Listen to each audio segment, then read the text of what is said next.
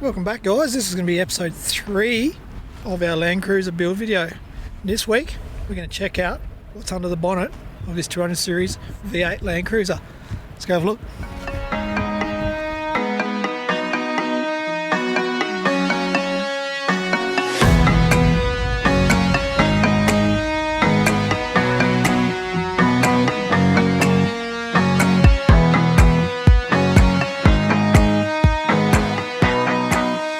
The first thing you know, just as you put the bonnet, is there is only one battery. Most 200s come out with 2 standard. This year they didn't in this model, and we haven't opted to put a second one in because we've got the 2 in the back, and that sort of keeps us under control there. And you have the Unichip Q4 controller driver module here.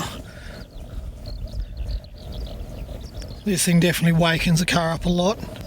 And then next to the Unichip, we've got our Bailey's Diesel Group auxiliary fuel filter there.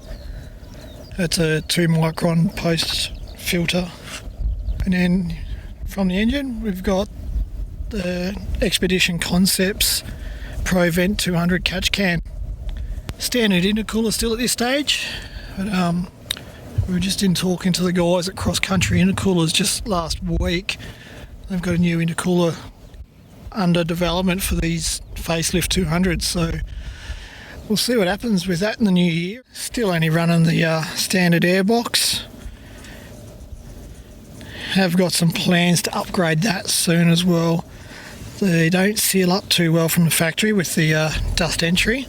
Seems to be a common thing with these 200s, so hopefully we'll have a new airbox in that early next year as well. So why the Unichip? I like the fact that you can change the maps. So we've got a performance map, towing map, economy, standard, and then an immobiliser. Because when we got the van on, it's nice to have that safe tow mode. When the missus out driving around, I can put on economy, and when I want to have a bit of fun, I'll put on that performance mode and upper.